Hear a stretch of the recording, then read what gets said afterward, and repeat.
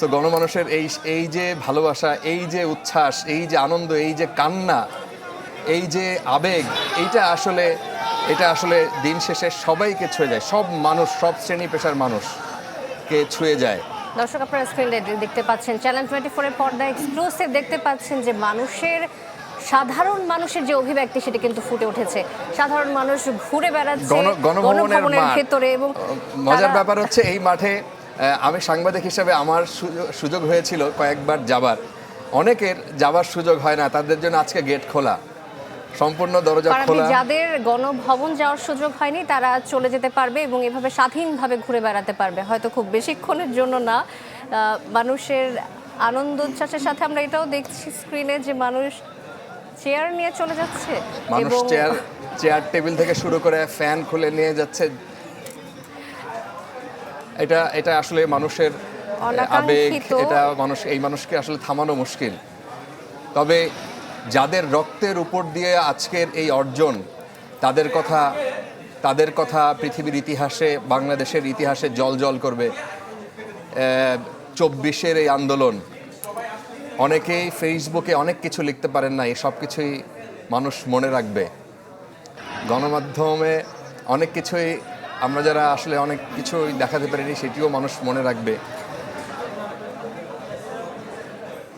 এই মুহূর্তের অবস্থা যদি আপনাদেরকে জানাই দর্শক, সেনাপ্রধান জেনারেল ওয়াকারুজ্জামান তিনি অন্যান্য বিভিন্ন রাজনৈতিক দলের সাথে বৈঠক করছেন। তারপরে বিশিষ্ট ব্যক্তিবর্গ ডক্টর আসিফ নজরুল সহ আরও ডক্টর হোসেন জিল্লুর, তাদের সাথেও বৈঠক করছেন। আমরা জাতীয় পার্টির আনিসুল ইসলাম মাহমুদ, মুজিবুল হক চুন্নু, তাদেরকেও ফোন করা হয়েছে এবং তারাও সেখানে গেছেন।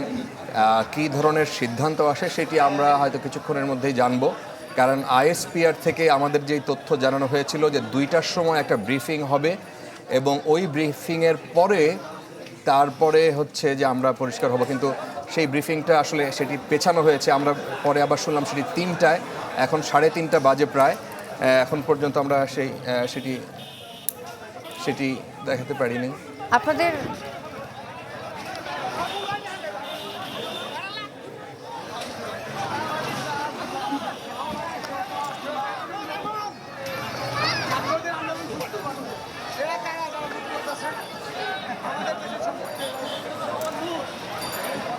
বাংলাদেশের জন্য এটি একটি ঐতিহাসিক মুহূর্ত। আসলে এটি ঐতিহাসিক। এই সময়গুলো, এই গত 30টা দিন বাংলাদেশে যা ঘটেছে, আজকে জুলাই মাসের 36, তাই না? 36 জুলাই। যারা আন্দোলনকারী তারা বারবার এটি বলছিলেন, এই নতুন জেনারেশনের যে ছাত্রীরা যারা বিক্ষোভের ডাক দিয়েছিল, যারা প্রতিবাদ করেছিল শুরু থেকে, তারা এই জুলাই মাসটিকে বলেছে যে শেষ হয়নি। যে যারা শহীদ হয়েছেন তাদের উদ্দেশ্যে তারা বর্ণনা করেছেন এভাবে যে জুলাই মাসের 31 তারিখের পর সেটি 32, 33, 34 এভাবে করে দিন গুনতে শুরু করেছেন তারা।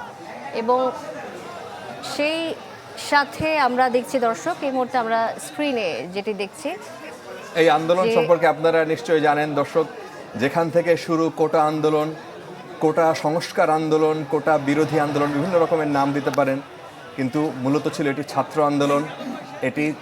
এই ছাত্র আন্দোলনের চূড়ান্ত রূপ আপনারা দেখছেন, যেই রূপে একটি সরকার শেষ পর্যন্ত নত স্বীকার করতে বাধ্য হয়। এই আন্দোলনের শুরু থেকে ছাত্ররা যখন চায়, মূলত সরকারি পক্ষ অর্থাৎ আওয়ামী লীগের থেকে যেটি জানানো হয়েছিল বারবার, যে এই দাবির সাথে শেষ পর্যন্ত তারা নত হয়েছিলেন, যে একমত। কিন্তু একটা পর্যায়ে যখন প্রধানমন্ত্রী শেখ হাসিনা তিনি যখন বক্তব্যে ছাত্রদেরকে রাজাকার বলে সম্বোধন করেন, কিংবা তারা পরবর্তীতে আবার বলেছেন যে রাজাকার তারা বলেননি, কিন্তু ওই উদ্ধৃতি ছাত্রদেরকে ব্যাপকভাবে ক্ষোভে উস্কে দেয় যে এটি হতে পারে না। এত তুচ্ছ তাচ্ছিল্য করে, এত দম্ভ দেখিয়ে একটা দেশের প্রধানমন্ত্রী তিনি এইভাবে বলতে পারে না। আন্দোলনকারীরা যখন এটি বলছিলেন, তখন আস্তে আস্তে ছাত্রদের এই যে